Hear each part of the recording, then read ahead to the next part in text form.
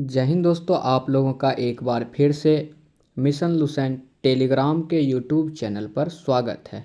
आज हम लोग ज्ञान बिंदु जीएस एकेडमी के द्वारा लॉन्च किए गए बिहार दरोगा और बिहार पुलिस का टेस्ट नंबर 12 के सभी 100 प्रश्न को देखेंगे। दोस्तों, सभी प्रश्न परीक्षा के दृष्टिकोण से काफ़ी महत्वपूर्ण है, इसलिए आप लोग सेशन के अंत तक बने रहिएगा और लास्ट में आप कमेंट करके कमेंट बॉक्स में बताइएगा हमें कि आप 100 में कितना स्कोर कर पा रहे हैं। चलिए आज के प्रश्न की शुरुआत करते हैं हम। आज का पहला प्रश्न है, हाल ही में काठिया गेहूं को भौगोलिक संकेत जीआई टैग प्रदान किया गया है। यह किस राज्य से संबंधित है? तो यह उत्तर प्रदेश से संबंधित है। ऑप्शन नंबर डी इसका आंसर हो जाएंगे। आगे है, निम्नलिखित कथन पर विचार कीजिए। गणगौर उत्सव 2024 का आयोजन गुजरात में किया गया है। पहला नंबर, ये तो गुजरात में होता नहीं है, याद रखिएगा, ये राजस्थान में मनाए जाते हैं। ठीक है, ये तो गलत हो गया। आगे है, परिवर्तन चिंतन का संबंध शिक्षा मंत्रालय से है। ये भी फ्रेंड गलत हो गए। परिवर्तन चिंतन का संबंध जो है ये रक्षा मंत्रालय से है, याद रख लीजिएगा। तीसरा है, टीसैट 1A भारत का पहला निजी क्षेत्र द्वारा निर्मित पृथ्वी अवलोकन उपग्रह है। तीसरा सही है। क्वेश्चन पूछा है सत्य कथन का चयन करें, तो सत्य कथन केवल 3 है। ठीक है, तो 2 हम सही कर दिए हैं, उसको आप लोग याद रख लीजिएगा। आगे है, प्रश्न संख्या 3 के प्रश्न को हम लोग देखते हैं। सीडोम रक्षा प्रणाली विकसित की गई है। तो सीडोम रक्षा प्रणाली जो है ये राफेल एडवांस डिफेंस सिस्टम द्वारा, इसके अलावा इजराइल एरोस्पेस इंडस्ट्रीज द्वारा। ए और बी दोनों हो जाएंगे। ऑप्शन नंबर डी इसका आंसर हो जाएगा।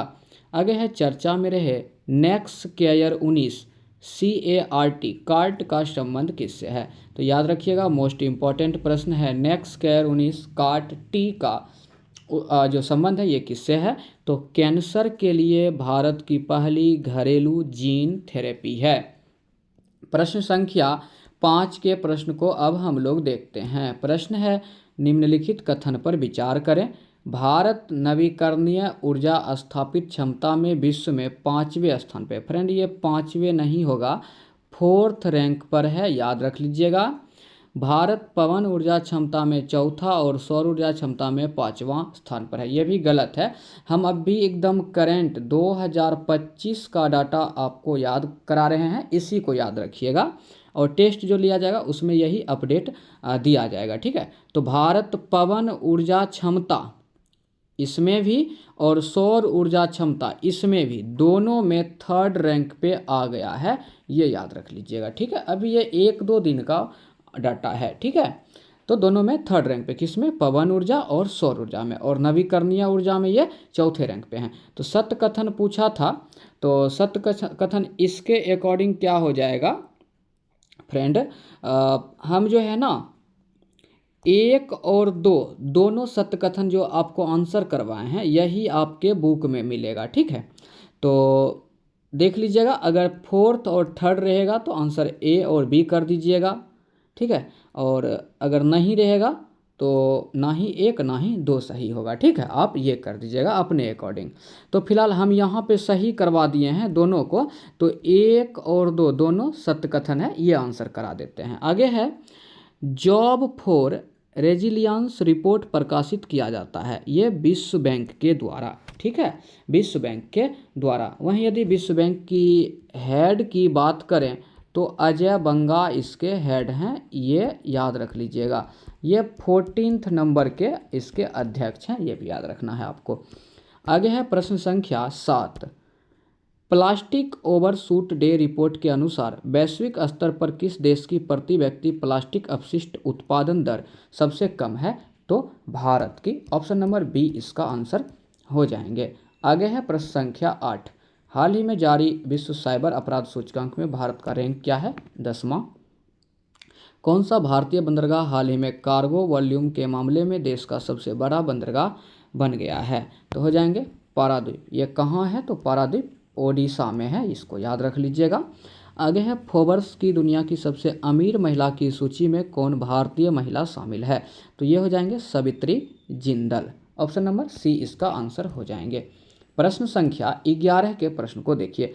पंजाब के विलय के पश्चात पंजाब पर शासन करने के लिए निम्नलिखित में से कौन 3 की परिषद का सदस्य नहीं था। देखिए उसमें सदस्य थे कौन कौन, Henry Lawrence, John Lawrence, Charles Mason, जिसमें कि हेनरी लॉरेंस जो हैं ये परिषद के अध्यक्ष भी थे, ये परिषद के अध्यक्ष थे, ये याद रख लीजिएगा। बाद बाकी ये दोनों सदस्य थे, लेकिन एच.एम. लॉरेंस ये 3 की परिषद में शामिल नहीं थे। ऑप्शन नंबर ए इसका आंसर हो जाएगा। आगे है 1857 के विद्रोह के समय बैरकपुर में कौन ब्रिटिश कमांडिंग ऑफिसर था। तो बैरकपुर में कौन थे, हेडसे थे। कौन थे, हेडसे। ऑप्शन नंबर सी इसका आंसर हो जाएंगे। बंगाल विभाजन कब हुआ। तो देखिए बंगाल विभाजन 16 अक्टूबर 1905 को हुए थे, याद रख लीजिएगा। और किसके समय में ये हुए थे, तो करजन के समय में हुए थे। अगला प्रश्न संख्या 14 के प्रश्न को हम लोग देखते हैं। प्रश्न है हल्दी घाटी की लड़ाई के संदर्भ में निम्नलिखित कथन पर विचार करें। यह लड़ाई अकबर और राणा प्रताप के बीच लड़ी गई थी, बिल्कुल सही है। आगे है इसमें भीलों ने राणा के समर्थन में युद्ध किया था, सही है। आगे है राणा ने चवाड़ डंगरपुर के निकट को अपनी नई राजधानी बनाई थी, ये भी सही है। आगे है मेवाड़ के अलावा किसी भी अन्य राजपूत के विरोध का अकबर को सामना नहीं करना पड़ा, ये गलत है, ठीक है। तो 1, 2, 3 सही है, ऑप्शन नंबर सी में हो जाएंगे। और हल्दी घाटी की लड़ाई यदि पूछे ये कब हुए थे, तो ये भी आपको याद रखना है, ये 18 जून 1576 को हुए थे, ये भी याद रखिए। किसके बीच, तो अकबर और राणा प्रताप के बीच। आगे बढ़ते हैं। आगे है एक जोते हुए खेत की खोज की गई। तो ये जोते हुए खेत की खोज कहाँ की गई है, तो कालीबंगा में, इसको आप लोग याद रख लीजिएगा फ्रेंड, ठीक है। चलिए आगे बढ़ते हैं। अगला प्रश्न है सत्यकाम जावली की कथा। थोड़ा इसको नीचे कर देखते, सही हो रहा, नहीं ये सही नहीं हो रहा है, चलिए ठीक है, फिर भी हम लोग कर लेते हैं। यहाँ पे लिख लीजिएगा सत्यकाम जावली लिखा हुआ है, ठीक है। सत्यकाम जावली की कथा जो अविवाहित माँ होने के लांछन को चुनौती देती है, इसका उल्लेख किसमें है, तो छंदोग्य उपनिषद में इसका उल्लेख है। और वहीं कठोप उपनिषद की बात की जाएगी तो इसमें नचिकेता और यम का संवाद है, ठीक है, ये याद रख लीजिएगा। प्रश्न संख्या 17 के प्रश्न को हम लोग देखते हैं।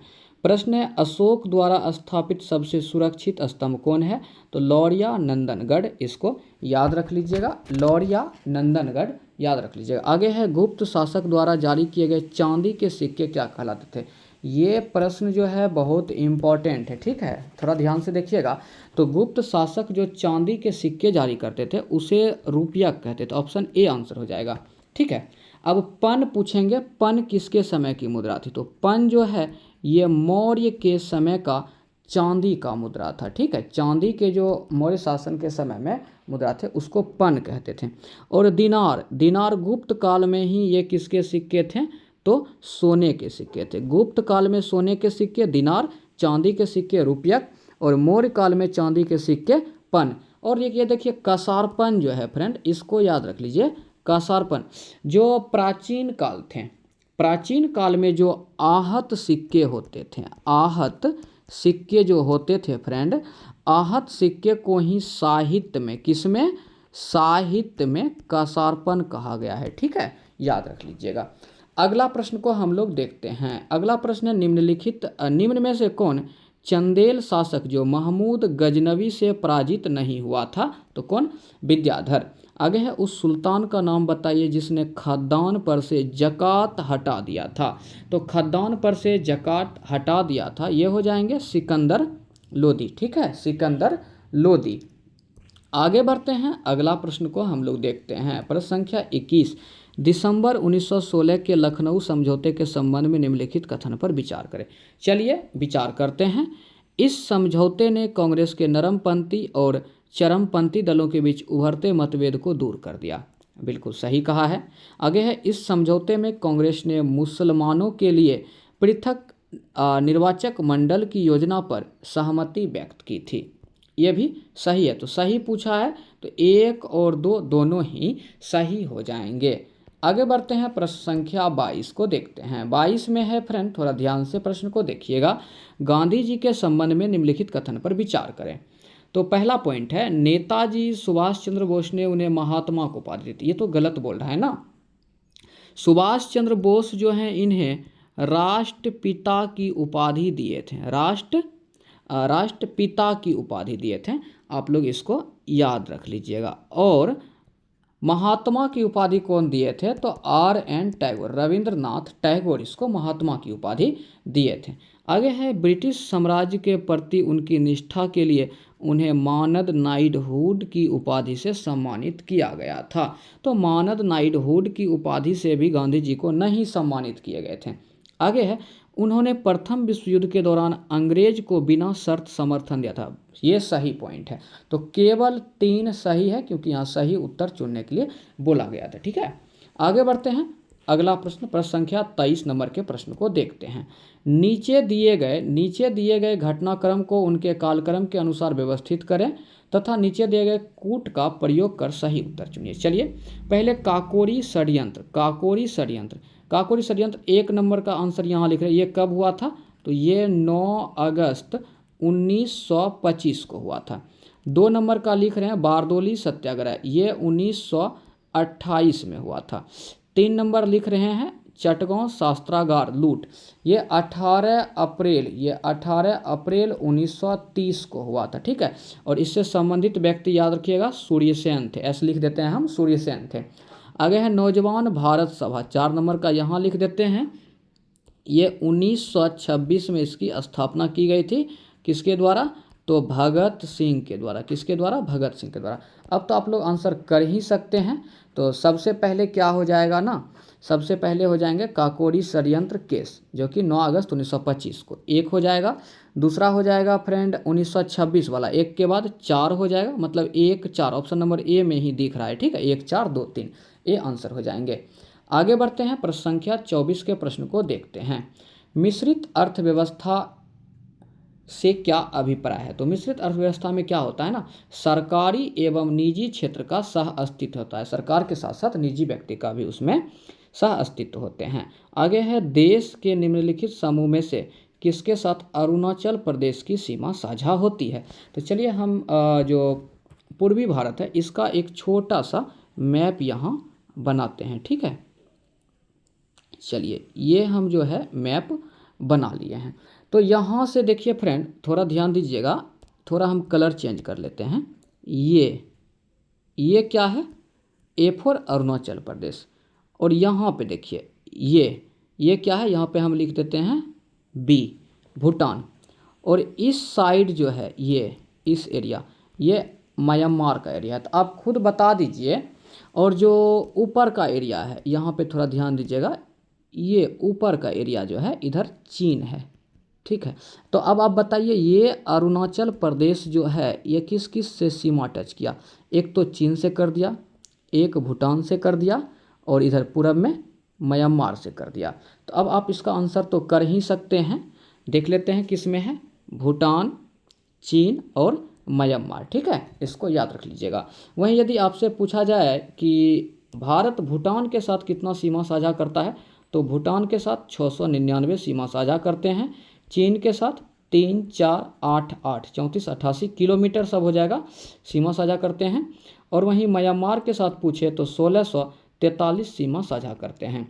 और बांग्लादेश यहाँ पे है, एक पॉइंट यहाँ पे देखिए बीच में, बांग्लादेश के साथ सबसे लंबा सीमा साझा करते हैं 4096.6 किलोमीटर। ठीक है, याद रख लीजिएगा। चलिए प्रश्न संख्या 26 के प्रश्न को देखते हैं। यहाँ प्रश्न नहीं है, लेकिन यहाँ पे परियोजना दिया हुआ है, इधर राज्य दिया हुआ है। चलिए आगे इसको हम लोग देखते हैं। कुछ परियोजना और कुछ राज्य को हम लोग मैचिंग करेंगे। आगे है हीराकुंड परियोजना। हीराकुंड परियोजना उड़ीसा में है। हल्दिया रिफाइनरी ये वेस्ट बंगाल में है।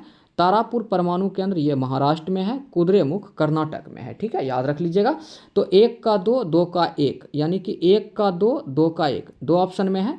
फिर भी देख लेते हैं, 3 का 4 हो जाएगा, तो मतलब आपका आंसर ये हो जाएंगे। ठीक है, 3 का 4 यहाँ पे है ना, तो ये हो जाएंगे option number C answer.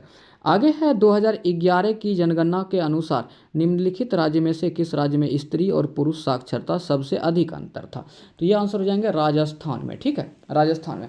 Friend ये प्रश्न ज़्यादा इम्पोर्टेंट है या नहीं, इसको उतना माइंड पे नहीं लेना है, लेकिन अभी जो हम बताएंगे इसे आप लोग माइंड पे लीजिएगा। ठीक है, इधर हम लिख देते हैं इंडिया और इधर लिख देते हैं बिहार।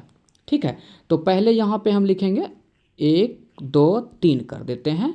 सबसे ऊपर टोटल लिखेंगे साक्षरता, फिर मेल का लिखेंगे, फिर फीमेल का लिखेंगे। ठीक है, तो देखिए इंडिया की टोटल साक्षरता आपसे पूछेगा तो कितना हो जाएगा 74.04, और इंडिया में मेल का पूछेगा तो 82.14 हो जाएगा, और फीमेल का पूछेंगे तो 6546, याद रखिए बीच में पॉइंट दे दीजिए, 65.46, सभी प्रतिशत में है। ठीक है, सभी प्रतिशत में। अब बिहार में टोटल पूछेंगे तो क्या हो जाएगा, टोटल बिहार में 61.8%। मेल का पूछेंगे 71.2%। फीमेल का पूछेंगे 51.5%। ये जरूर याद रख लीजिएगा। ठीक है, आगे बढ़ते हैं, प्रश्न संख्या 28 के प्रश्न को देखते हैं। कथन ए है, प्रति चक्रवात स्थिति शीत ऋतु में तब बनती है जब वायुमंडल दाब उच्च होता है और वायु ताप निम्न होता है। ए जो है सही है। आगे है आर, उत्तर भारत में शीतकालीन वर्षा से निम्न ताप वाली प्रति चक्रवात स्थिति पैदा होती है। देखिए फ्रेंड ये जो है ना गलत है, यहाँ पे क्या दे दिया है ना कि निम्न ताप वाली, ये गलत है। ठीक है फ्रेंड, तो यहाँ पर क्या हो जाएगा ना, ए सही है परंतु आर गलत है, ऑप्शन नंबर सी हो जाएंगे। फ्रेंड यहाँ पर थोड़ा आप लोग ध्यान दीजिएगा, चक्रवात और प्रति चक्रवात। ठीक है, तो थोड़ा सा हम यहाँ पे चलिए इस साइड हम थोड़ा सा ड्रॉ करते हैं। यहाँ पे ये हो गया हमारा, क्या हो गया, तो ये हो गया हमारा उत्तरी गोलार्ध और ये हो गया हमारा साउथ। ठीक है, याद रखिएगा। तो देखिए प्रति चक्रवात जब पूछेगा, ठीक है, प्रति चक्रवात में उत्तरी गोलार्ध में वायु की दिशा कैसी होती है, तो प्रति चक्रवात में वायु की दिशा ऐसे हो जाएगा, क्लॉकवाइज। ठीक है, क्लॉकवाइज याद रखिएगा। और दक्षिणी गोलार्ध में क्या हो जाएगा, तो एंटी क्लॉकवाइज।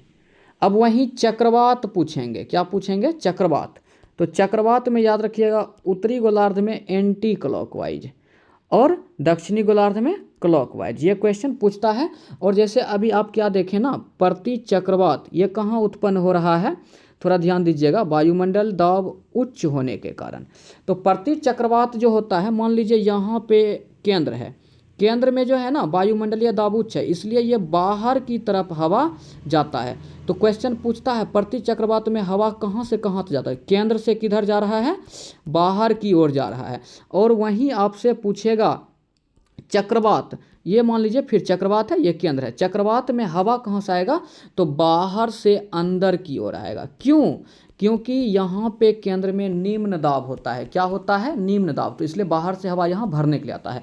और प्रति चक्रवात में केंद्र में उच्च दाब होता है, इसलिए यहाँ से हवा बाहर की ओर जाता है, इसको याद रख लीजिएगा। चलिए आगे बढ़ते हैं, प्रश्न संख्या 29 के प्रश्न को देखते हैं। 29 में है कोयला क्षेत्र और राज्य, जैसे राजमहल ये झारखंड में है, सोहागपुर मध्य प्रदेश में है, विश्रामपुर छत्तीसगढ़, रानीगंज पश्चिम बंगाल। तो 1 का 4 ऑप्शन नंबर बी में ही दिख रहा है। आगे प्रश्न संख्या 30 को देखते हैं। प्रश्न संख्या 30 में है, निम्नलिखित में से कौन सी नदी युवा अवस्था की विशेषता है। देखिए युवा अवस्था जो है छिप्रिका और भी आकार की, ये दोनों है, 1 और 2 इसका आंसर हो जाएंगे। आगे है कौन सा युग्म सुमेलित है, चलिए सुमेलित युग्म को पहचानते हैं हम लोग। इडुक्की उष्मीय शक्ति संयंत्र नहीं, इडुक्की जो है ना फ्रेंड ये जल विद्युत संयंत्र है, ये क्या है, तो जल विद्युत संयंत्र है, इसको याद रख लीजिएगा। बाद बाकी सबरीगिरी जल विद्युत संयंत्र, घाट प्रवाह सिंचाई परियोजना, रामगंगा बहुउद्देश्य परियोजना। 2 3 4 बिल्कुल सही है, ऑप्शन नंबर ए। आगे निम्नलिखित में से अपरंपरागत हाइड्रोकार्बन कौन है, तो अपरंपरागत हाइड्रोकार्बन सेल तेल या गैस हो जाएंगे और कोयला तल मीथेन हो जाएंगे। 1 और 2 इसका आंसर हो जाएंगे। चलिए हम लोग आंसर को टिक कर लेते हैं, ऑप्शन नंबर ए में ही है केवल 1 और 2। आगे निम्नलिखित में से कौन सी एक महासागर धारा लेब्राडोर धारा से मिलती है, तो देखिए फ्रेंड लेब्राडोर धारा से मिलती है। मान लीजिए ये जो है फ्रेंड ये है हमारा नॉर्थ अमेरिका, यहाँ पर जो है हमारा साउथ अमेरिका, ये अटलांटिक महासागर है, ठीक है। तो यहाँ से हम विषुवत रेखा खींच देते हैं। तो जब यहाँ से विषुवत रेखा से उत्तरी विषुवत की धारा उत्पन्न होती है तो यहाँ से ऊपर जाती है फ्लोरिडा की धारा, यहीं पे एंटीलीज की धारा भी है, लेकिन समझने के लिए फ्लोरिडा की धारा, और इसके ऊपर जो धारा बनती है ये गल्फ स्ट्रीम की धारा बनती है, ये फ्लोरिडा की धारा है, और एक ऊपर से आती है लेब्राडोर की धारा। तो लेब्राडोर की धारा देखिए यहाँ पे किससे मिल रहा है, गल्फ स्ट्रीम से, लेकिन गल्फ स्ट्रीम ऑप्शन में नहीं है, तो क्या आंसर करेंगे, फ्लोरिडा और लेब्राडोर। तो लेब्राडोर किससे मिल रहा है, तो फ्लोरिडा से, ऑप्शन नंबर सी आंसर हो जाएंगे। और लेब्राडोर कैसी धारा है, तो ठंडी जलधारा है, ठीक है। गल्फ स्ट्रीम कैसी है, तो गर्म जलधारा है, ये भी याद रख लीजिएगा।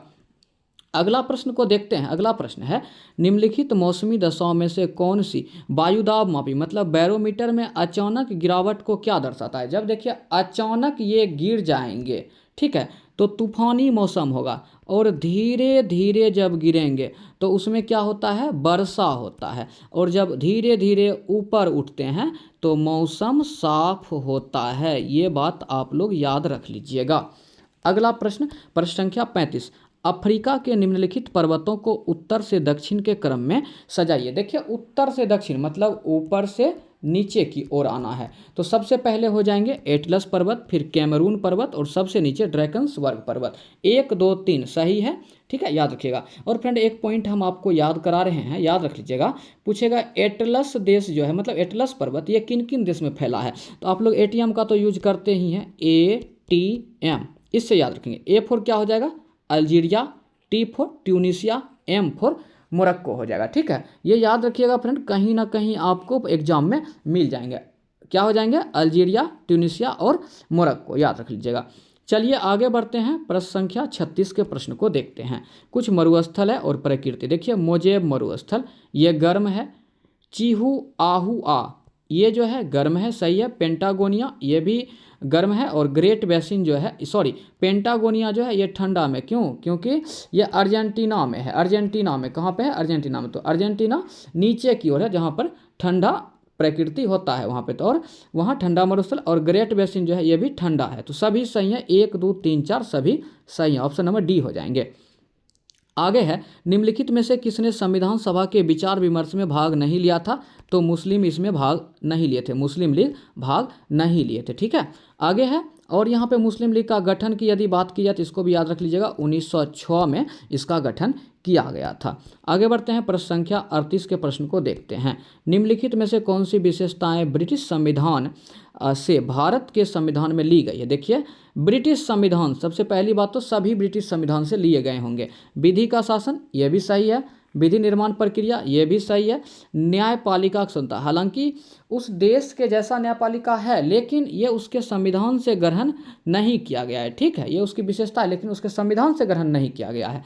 आगे है संसदीय व्यवस्था, ये भी सही है। तो 1 2 और 4, 1 2 और 4 ऑप्शन नंबर डी सही है। देखिए फ्रेंड, विधि का शासन, विधि निर्माण प्रक्रिया और संसदीय व्यवस्था सभी ब्रिटेन से है, तो आपको 1 2 क्वेश्चन इससे याद रख लेना है। विधि का शासन पूछेगा तो ब्रिटेन, विधि द्वारा स्थापित प्रक्रिया पूछेगा तो ये जापान, और विधि के समान संरक्षण पूछेगा तो ये हो जाएगा USA, ठीक है, ये याद रख लीजिएगा। विधि का शासन ब्रिटेन, विधि द्वारा स्थापित प्रक्रिया ये पूछेंगे तो ये हो जाएगा जापान, और विधि के समान संरक्षण पूछेंगे तो ये USA।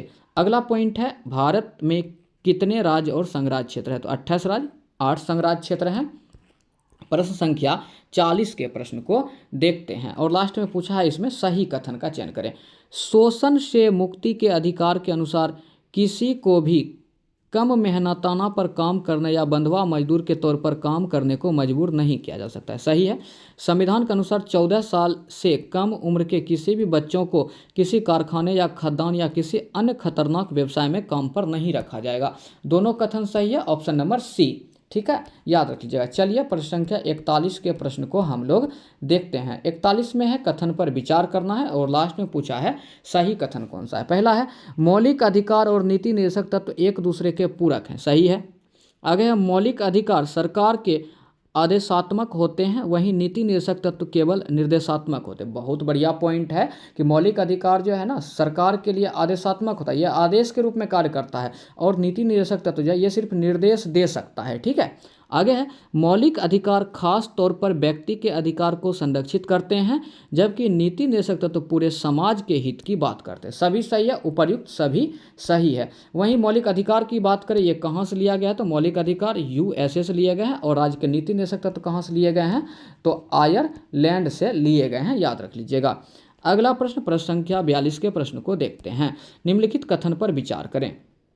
फ्रेंड, इस पॉइंट को अच्छे से देखिएगा, दोनों पॉइंट को, काफ़ी बढ़िया पॉइंट है। पहला है राष्ट्रपति किसी भी क्षेत्र का अनुसूचित क्षेत्र, मतलब राष्ट्रपति किसी भी क्षेत्र को अनुसूचित क्षेत्र घोषित कर सकता है, यहाँ तक सही है। आगे है और वह स्वायत्त जिला के गठन एवं पुनर्गठन की भी शक्ति रखता है। देखिए फ्रेंड, स्वायत्त जिला का गठन और पुनर्गठन, इसकी शक्ति जो है ये राज्यपाल को होती है। ठीक है, तो ये पॉइंट गलत हो गया। आगे है यदि राष्ट्रपति का चुनाव सर्वोच्च न्यायालय द्वारा अवैध घोषित कर दिया जाता है तो उसके द्वारा न्यायालय की इस प्रकार की घोषणा की तारीख से पूर्व किए गए सभी कार्य अवैध हो जाएंगे। नहीं फ्रेंड, अवैध नहीं होते हैं। ठीक है, तो सही पूछा है, सही तो कोई नहीं थे, ना तो एक ना ही दो, इसका आंसर हो जाएंगे। आगे है 43 नंबर का प्रश्न, उच्चतम न्यायालय। उच्चतम न्यायालय के संबंध में निम्नलिखित कथन पर विचार करें। उच्चतम न्यायालय में न्यायाधीश के पद पर नियुक्ति हेतु न्यूनतम आयु 55 वर्ष, इसकी कोई न्यूनतम आयु ही नहीं होती है। ऑप्शन नंबर ए तो गलत हो गया। आगे है उच्चतम न्यायालय के न्यायाधीश की सेवानिवृत्ति का आयु 65 वर्ष, सही है। उच्चतम न्यायालय में न्यायाधीश की अधिकतम संख्या मुख्य न्यायाधीश को छोड़कर 33 होता है, और जब न्यायाधीश को एक न्यायाधीश को जोड़ लीजिएगा तो टोटल 34 हो जाएंगे। ठीक है, 2 और 3 जो है सही है। आपको कमेंट बॉक्स में कमेंट करके आंसर करना है कि वर्तमान में उच्चतम न्यायालय मतलब सुप्रीम कोर्ट के मुख्य न्यायाधीश कौन है। कमेंट बॉक्स में कमेंट करके आंसर कर दीजिएगा। ठीक है, आगे उच्चतम न्यायालय की बात की गई है, तो उच्चतम न्यायालय किस आर्टिकल से संबंधित है, ये याद रख लीजिएगा, 124 में से संबंधित है। और उच्चतम न्यायालय एक अभिलेख न्यायालय है, तो ये 129 से संबंधित है, इसको याद रख लीजिएगा। ठीक है, आगे बढ़ते हैं। अवधि का अंतराल हो सकता है, तो ये 6 माह का हो सकता है अवधि का अंतराल। आगे बढ़ते हैं। आकस्मिकता निधि को राष्ट्रपति कैसे व्यय कर सकता है। देखिए आकस्मिकता निधि आकस्मिक कार्य के लिए होता है, आकस्मिक समय के लिए, तो संसद स्वीकृति से पूर्व वो कर सकते हैं। और आकस्मिकता निधि का संबंध पूछेगा किस आर्टिकल से है, तो 267 से है। और संचित निधि का पूछेगा यदि, तो संचित निधि का किससे है, तो 266 से है, याद रख लीजिएगा। अगला प्रश्न को देखते हैं। अगला प्रश्न है भारतीय संविधान का भाग 16 अनुच्छेद 330 से 342 तक संबंधित है। तो भाग 16 जो संबंधित है लोक सेवा में अनुसूचित जाति जनजाति के आरक्षण तथा आंग्ल भारतीय समुदाय के प्रतिनिधित्व से, याद रख लीजिएगा। प्रश्न संख्या 47 के प्रश्न को देखते हैं। मुगल काल में इजारेदार निम्नलिखित में से किससे संबंधित थे। तो इजारेदार जो थे लगान वसूल करने वाले ठेकेदार होते थे। कौन होते थे, लगान वसूल करने वाले ठेकेदार। आगे है किसी जल निकाय में घनत्व प्रवणता को दर्शाता है, तो पिकनो क्लाइन। घनत्व प्रवणता को क्या दर्शाएगा, पिकनो क्लाइन। ठीक है, याद रख लीजिएगा। और लवण को दर्शाएगा हेलो क्लाइन, ताप को दर्शाएगा थर्मोक्लाइन, याद रख लीजिएगा। आगे बढ़ते हैं। प्रश्न संख्या 49 के प्रश्न को देखते हैं। जैव विविधता माप का वह गणितीय सूचकांक जो स्थानीय एवं क्षेत्रीय विविधता का अनुपात है, तो स्थानीय और क्षेत्रीय विविधता का अनुपात बीटा सूचकांक हो जाएंगे। आगे है राष्ट्रीय उद्यान में आनुवंशिक विविधता का रख रखाव किया जाता है। रख रखाव किया जाता है तो इन सीटू संरक्षण द्वारा। किसके द्वारा, तो इन सीटू संरक्षण द्वारा। आगे है भारत की सबसे बड़ी अंतर्देशीय लवणीय आर्द्र भूमि है, तो गुजरात। कहाँ है, गुजरात। अगला प्रश्न को देखते हैं। 52 नंबर का प्रश्न है निम्नलिखित में से गलत कथन का चयन करें। चलिए गलत कथन का चयन करते हैं। उच्च रक्तदाब अधिक वजन व व्यायाम के न करने के कारण होता है, सही है। आगे है आनुवांशिक अपसामान्यताओं के कारण कैंसर होता है, ये भी सही है। अम्लीय भोजन खाने के कारण पेप्टिक वर्न अल्सर का होना, ये गलत है। ठीक है फ्रेंड। आगे है एक्ने स्टेफाइलोकाई के कारण होता है, ये भी सही है। तो गलत कथन चुनने के लिए बोला था, तो ऑप्शन नंबर सी आपका गलत कथन हो जाएंगे। ठीक है, इसको याद रख लीजिएगा, ऑप्शन नंबर सी। आगे है थायराइड ग्रंथि शरीर के किस भाग में स्थित है? तो थायराइड ग्रंथि कहाँ होता है? तो गला में होते हैं। अगला प्रश्न को हम लोग देखते हैं। प्रश्न संख्या 54 के प्रश्न है, महिलाओं में यौवना आरंभ के दौरान पहला मासिक धर्म डैश के रूप में जाना जाता है? तो पहला मतलब दर्शन देता है पहली बार, तो रजो धर्म, और लास्ट जब हो जाता है, इंड हो जाता है, उसको रजो निवृत्ति कहते हैं। आगे है अंडा, अंडाशय से कोख में किसके माध्यम से लाया जाता है? तो डिंब वाहिनी, यहाँ पे डॉ कर दीजिएगा, ठीक है, डिंब वाहिनी के माध्यम से जाते हैं। आगे है डॉ कर दीजिए। डैश का प्राथमिक उत्सर्जी उत्पाद यूरिया है, तो पक्षियों के द्वारा जो प्राथमिक उत्सर्जी उत्पाद होते हैं वो यूरिया के रूप में होता है, मतलब यूरिक अम्ल के रूप में होते हैं। निम्न जानवरों में किसकी अपेक्षा अधिक लंबी आंत होगी? मतलब और सभी जानवरों की अपेक्षा लंबी आंत किस में होगा, ये पूछा है। तो खरगोश में, छोटा जानवर में लंबी आंत होता है। डैश एक लिंगी पुष्प है, तो पपीता एक लिंगी पुष्प है। निम्नलिखित में से किसकी कोशिका भित्ति सेलुलोज से नहीं बनी है? तो देखिए हाइड्रिला, कैक्टम, आम वृक्ष, जो भी पादप हैं इस सब का कोशिका भित्ति सेलुलोज का बना है। जीवाणु का कोशिका भित्ति सेलुलोज का नहीं बना होता है। इसका कोशिका भित्ति जो होता है पेप्टिग्लोकाइन का बने होते हैं, इसको याद रखिएगा, पेप्टिडोग्लाइकन का बने होते हैं, ठीक है। आगे बढ़ते हैं, प्रश्न संख्या 60 के प्रश्न को देखते हैं। प्रश्न है, आंत पचे हुए भोजन को अवशोषित करती है, उपकला कोशिका का कौन सा प्रकार इसके लिए उत्तरदायी है? तो स्तंभकार उपकला कोशिका इसके लिए उत्तरदायी होते हैं। कोशिका में लिपिड अणु को निम्न द्वारा संश्लेषित किया जाता है, तो चिकनी अंतःप्रद्रवी जालिका द्वारा, एंडोप्लाज्मिक रेटिकुलम जिसको बोलते हैं, इसके द्वारा। आगे है अगला क्वेश्चन, क्वेश्चन है निम्नलिखित में से इसको जो है ना फ्रेंड, ये एंडोप्लाज्मिक रेटिकुलम चिकनी अंतर है ना, तो एस्मूथ याद रखिएगा, ठीक है, एस्मूथ हो जाएगा, इसमें चिकनी है। आगे बढ़ते हैं, अगला क्वेश्चन, निम्नलिखित में से खाद्य श्रृंखला यानी फूड चेन का दूसरा पौष्टिक स्तर क्या है? तो दूसरा देखिए, पहले यहाँ पे मान लीजिए कि घास है, यहाँ पे घास है, ठीक है, तो घास को कौन खाएगा? घास को कौन खाएगा? टिड्ढा खाएगा। घास को कौन खाएगा? टिड्ढा खाएगा, या कोई भी कीड़ा मकोड़ा ले लीजिए, और उसको कौन खा लेगा? तो उसको खा लेगा चूहा खा लेगा, ठीक है, ये याद रखें। तो दूसरा पोषी स्तर पे कौन आ गए? चूहा आ गए। चलिए अगला प्रश्न को अब हम लोग देखते हैं। प्रश्न संख्या 63 के प्रश्न को देखते हैं। प्रश्न संख्या 63 में है, फ्रेंड, डैश प्रजाति आयुषीयन के वर्गीकरण में संकटग्रस्त प्रजाति की श्रेणी में नहीं है। जो प्रजाति नुकसान पहुंचाने वाली होती है वो आयुषीयन के संकटग्रस्त प्रजाति की श्रेणी में नहीं होते हैं। अजैव निम्नीकरण कौन सा है? तो नायलॉन है। चुंबकीय बल रेखा के किसी बिंदु पर आरेखित डैश से चुंबकीय क्षेत्र की दिशा ज्ञात की जाती है। स्पर्श जया से, ऑप्शन नंबर सी इसका आंसर हो जाएंगे। 66 का प्रश्न है, किसी चालक प्रतिरोध इनमें से किस पर निर्भर नहीं करता? चालक का प्रतिरोध किस पे निर्भर नहीं करता है? तो लंबाई पे करेगा, चालक का तापमान पे करेगा, चालक का अनुप्रस्थ काट पे करेगा, लेकिन चालक से होकर प्रवाहित होने वाली धारा पे नहीं करते हैं। ऑप्शन नंबर डी इसका आंसर हो जाएंगे। आगे है, विद्युतदर्शी एक उपकरण है जिसका उपयोग यह ज्ञात करने में किया जाता है कि क्या कोई वस्तु आवेशित है या नहीं है। ऑप्शन नंबर ए इसका आंसर हो जाएंगे। दूरदृष्टि से पीड़ित व्यक्ति के नेत्र में किसी वस्तु का प्रतिबिंब कहाँ बनता है? तो रेटिना के पीछे बनता है। और दूरदृष्टि दोष के लिए किस लेंस का प्रयोग करते हैं? याद रखिएगा, उत्तल लेंस का प्रयोग करते हैं। प्रश्न संख्या 69 के प्रश्न को देखते हैं। निम्नलिखित में से किस स्थिति में कोई अवतल दर्पण बिंब से बड़ा और वास्तविक प्रतिबिंब बना सकता है? तो बिंब से बड़ा और वास्तविक प्रतिबिंब कब बनेगा? जब बिंब दर्पण के फोकस और वक्रता केंद्र के बीच होता है। आगे है, सुबह का सूरज इतना गर्म नहीं होता है जितना दोपहर का होता है। क्यों?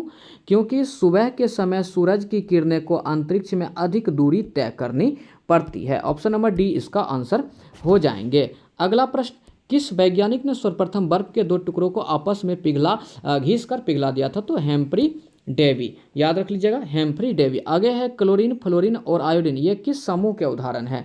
मतलब डैश के उदाहरण है, तो हेलोजन समूह के ये उदाहरण। और हेलोजन समूह किस में है? वर्ग 17 में। किस में? वर्ग 17 में, याद रख लीजिएगा। एक तत्व जो सभी कार्बनिक यौगिक का आवश्यक अवयव है, ये किस समूह से संबंधित है? ये समूह 14 से संबंधित है, याद रख लीजिएगा। 74 नंबर प्रश्न है, अम्ल का जल में विलयन बनाने का सही तरीका। मतलब अम्ल का जल में विलयन बनाना है तो जल में एसिड को डाल दीजिए, मतलब पानी में एसिड को डाल दीजिए। आगे है, विद्युत संयोजी यौगिक डैश में बहुत चालन प्रदर्शित करेगा।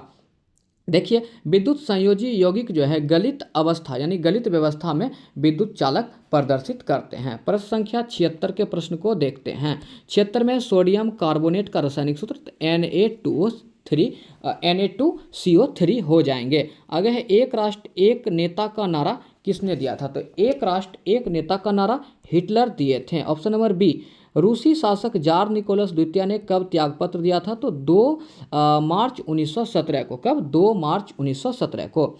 आगे है, सत्य कथन को पहचाने। चलिए पहचानते हैं। रूसी सेना के कैडेटों को सरकारी इमारत की रक्षा का काम जिन्हें सौंपा गया था उन्हें जंकर्स कहा गया था। बिल्कुल सही है। बोल्शेविक के प्रति वफादार नाविक द्वारा पेट्रोग्राद में लाया गया रूसी क्रूजर को अरोरा कहा जाता है। ये भी सही है। तो ऑप्शन नंबर ए और बी दोनों सही है। आगे है, भारत में राष्ट्रीय आवास बैंक निम्नलिखित में से किसकी एक पूर्ण स्वामित्व वाली समानुषंगी के रूप में स्थापित है। तो यह आरबीआई भारतीय रिजर्व बैंक के समानुषंगी के रूप में स्थित है। और याद रख लीजिएगा, राष्ट्रीय आवास बैंक के एमडी कौन है, ये थोड़ा याद रख लीजिएगा। तो संजय शुक्ला है। राष्ट्रीय आवास बैंक के एमडी कौन है। तो संजय शुक्ला। और भारतीय रिजर्व बैंक के गवर्नर कौन है, इसका कमेंट बॉक्स में आप लोग कमेंट करके आंसर दे दीजिएगा।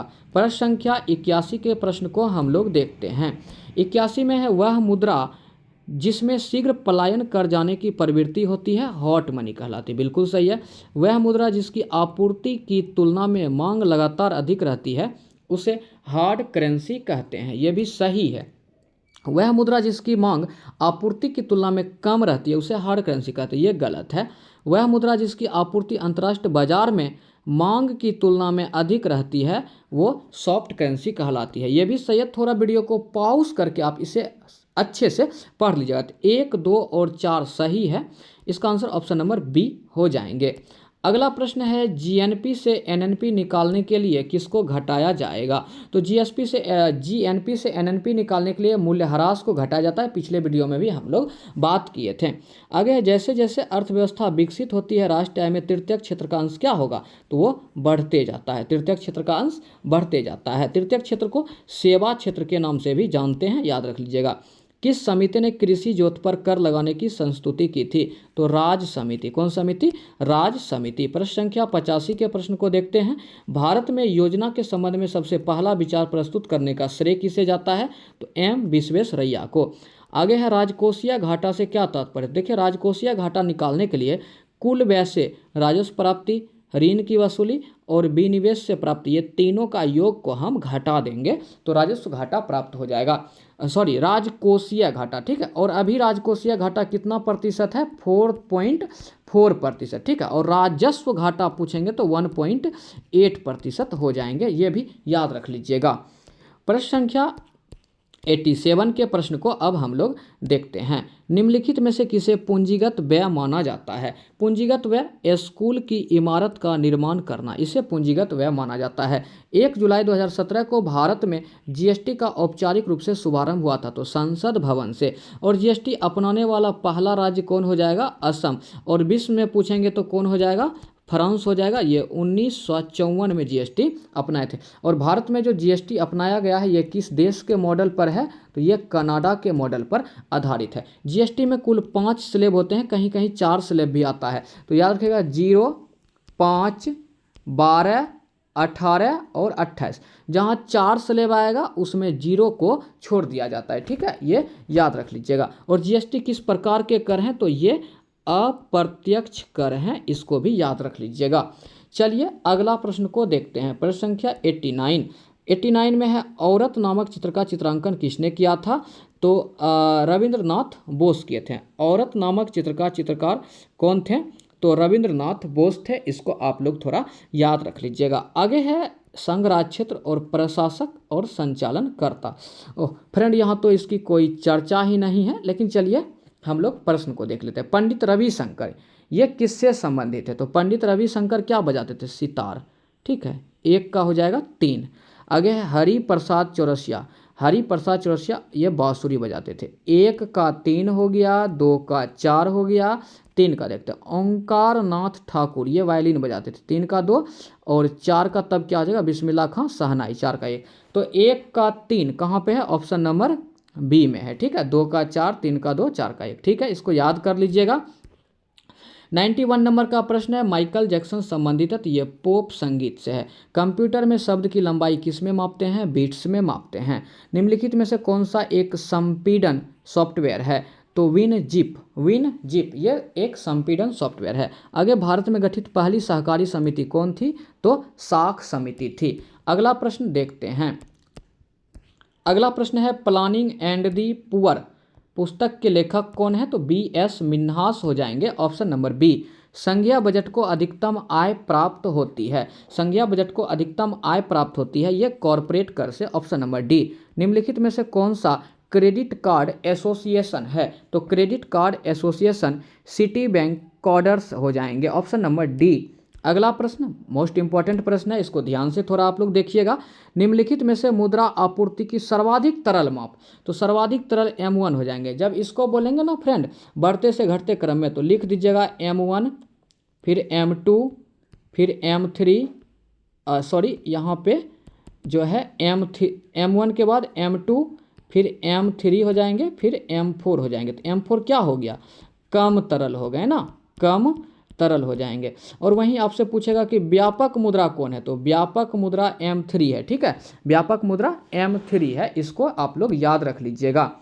अगला प्रश्न है फ्रेंड, किसका आदर्श वाक्य शौर्य दृढ़ता कर्मनिष्ठा है, तो ITBP शौर्य दृढ़ता कर्मनिष्ठा किसका आदर्श वाक्य है, ITBP का, ये याद रख लीजिएगा। किन्हें 1953 में भारत रत्न मिला था, फ्रेंड यहाँ तो 1953 की बात की गई है। 1953 में भारत रत्न की शुरुआत भी नहीं हुआ था। भारत रत्न की शुरुआत कब हुआ था, 1954 में। तो हम इनमें से कोई नहीं आंसर कर देंगे। और 1954 में जब शुरुआत हुआ था, according to option Sarvepalli Radhakrishnan को इसे मिले थे। ठीक है, तो जिस तरह से प्रश्न पूछा जाएगा आप उस तरह से आंसर कर लीजिएगा फ्रेंड। तो ये आज का जो है फ्रेंड आखिरी 100 नंबर का प्रश्न था। 100 नंबर का प्रश्न था। यदि आपको सेशन अच्छा लगा हो तो फ्रेंड आप ज़रूर वीडियो को लाइक करेंगे और अपने दोस्तों को भी ये वीडियो शेयर करें, ताकि वो भी घर बैठे बेहतर तैयारी कर सके। दोस्तों, यदि आप कोई सजेशन हमें देना चाहते हो तो कमेंट बॉक्स में आप हमें ज़रूर सजेस्ट करें, ताकि अगली वीडियो में हम उस चीज़ में